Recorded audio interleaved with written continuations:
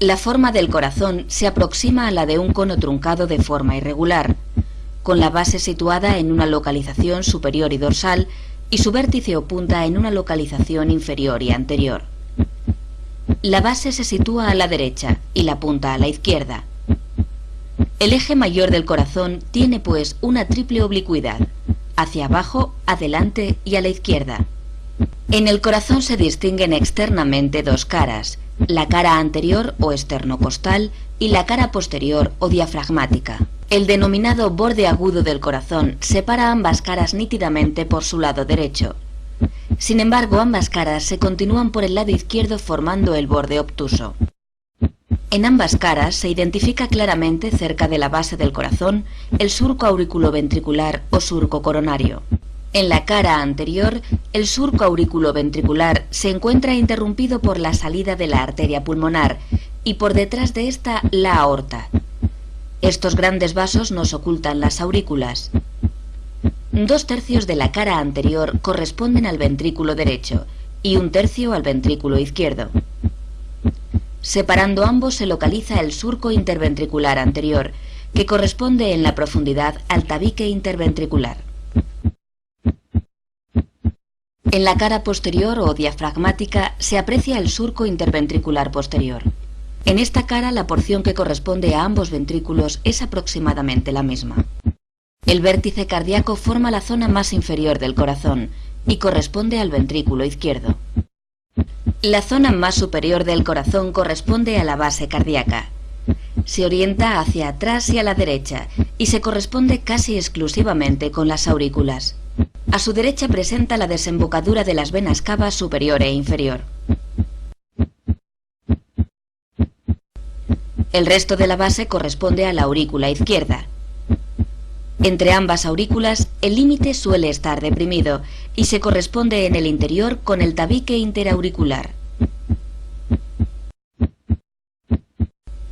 En la aurícula izquierda se aprecian 4 orificios, 2 derechos y 2 izquierdos, que son la desembocadura de las venas pulmonares.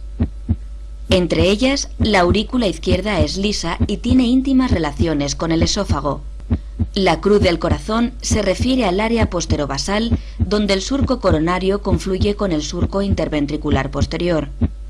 Internamente, este punto se corresponde con la unión del tabique interauricular e interventricular.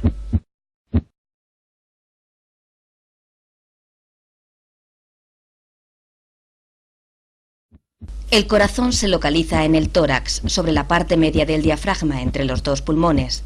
El corazón constituye parte del mediastino anterior, junto con el timo, la tráquea y los bronquios principales, izquierdo y derecho. Su base se encuentra delante de la cuarta y quinta vértebras dorsales, el esófago y la aorta torácica descendente. El impulso apical o de la punta cardíaca puede palparse en el cuarto o quinto espacio intercostal, cerca de la línea medioclavicular. 1/3 del corazón está a la derecha de la línea media y 2/3 a la izquierda. El tamaño y peso del corazón varía considerablemente dependiendo de la edad, el sexo, la altura del sujeto, la grasa epicárdica y el estado de nutrición general. Por término medio, el corazón pesa unos 325 gramos en el hombre y unos 275 gramos en la mujer. Anteriormente, el corazón se dirige hacia las estructuras óseas esternocostales, contactando con ellas en su porción más apical. En el resto se interponen parte del pulmón y las pleuras. Lateralmente está en relación con la cara mediastínica del pulmón correspondiente, donde deja su huella, más marcada en la cara medial del pulmón izquierdo. Por su parte inferior, el corazón está en estrecha relación con el diafragma a través del ventrículo derecho.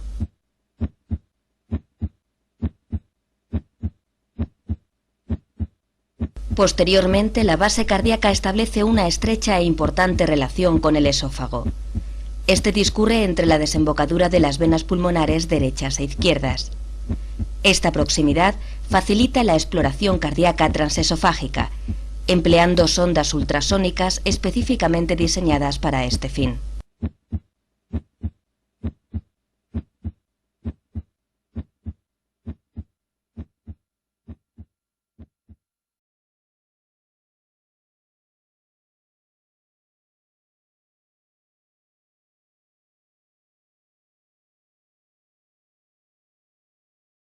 El sistema arterial epicárdico coronario está formado por las arterias coronarias derecha e izquierda y sus ramos principales. Las arterias coronarias derecha e izquierda se originan de sus respectivos orificios situados en los senos de Valsalva derecho e izquierdo. El tronco común de la arteria coronaria izquierda recorre una distancia variable entre 1 y 25 milímetros para bifurcarse después en la arteria coronaria descendente anterior y en la arteria coronaria circunfleja. La arteria descendente anterior se distribuye por el surco interventricular anterior dirigiéndose hacia la punta del corazón.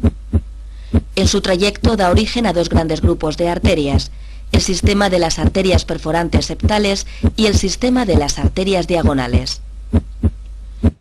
Como resultado de esta segmentación, la arteria descendente anterior será responsable de la irrigación del miocardio ventricular izquierdo anterolateral, apical, septal medio y anterior.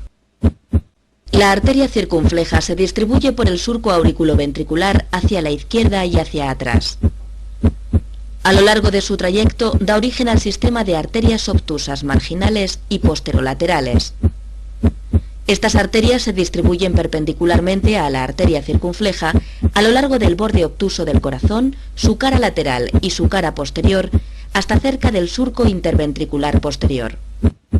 La arteria circunfleja será responsable de la irrigación de la cara lateral del ventrículo izquierdo y en mayor o menor importancia de su cara posterior, dependiendo del desarrollo de los ramos posterolaterales derechos y del origen de la arteria descendente posterior. La arteria coronaria derecha discurre por el surco interventricular en dirección posterior y hacia la derecha, originando a pocos centímetros de su trayecto la arteria del cono que irriga la porción más distal del infundíbulo ventricular derecho y la salida de la arteria pulmonar. Aproximadamente en el inicio del tercio medio del trayecto de la arteria coronaria derecha se origina la arteria marginal aguda, que distribuyéndose por el margen agudo del corazón es responsable de la irrigación del ventrículo derecho.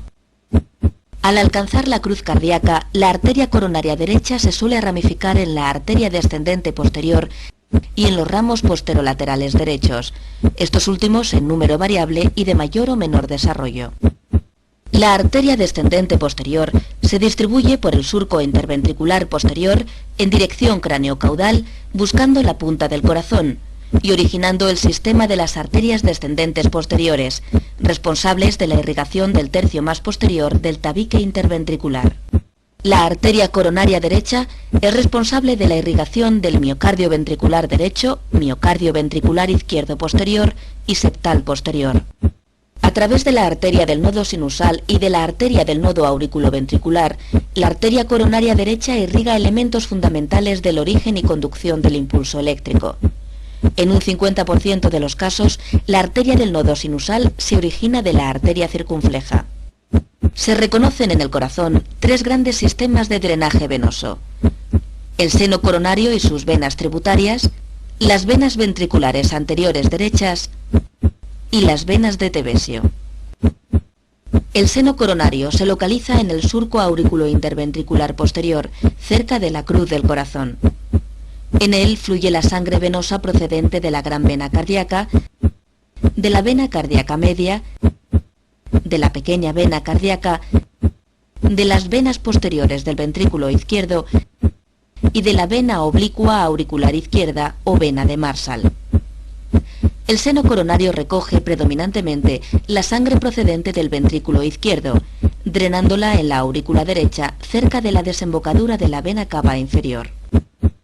La vena interventricular anterior discurre por el surco interventricular anterior, ascendiendo paralela al trayecto de la arteria coronaria descendente anterior. Al alcanzar el surco auriculoventricular, tuerce a la izquierda y se dirige posteriormente por el surco, recibiendo en este punto el nombre de gran vena cardíaca. Existen de 2 a 4 venas anteriores cardíacas que drenan el miocardio ventricular derecho anterior.